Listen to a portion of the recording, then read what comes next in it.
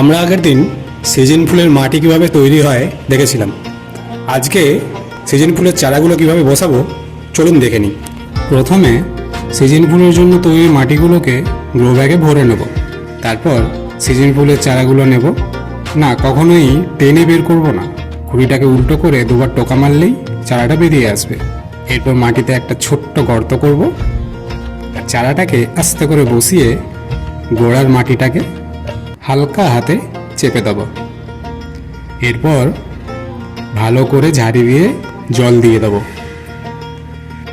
জল দেওয়া হয়ে গেলে চারাগুলোকে রোদে রাখবো এবং বড় পাতা বা কাগজ দিয়ে 2-3 দিন ঢেকে রাখবো।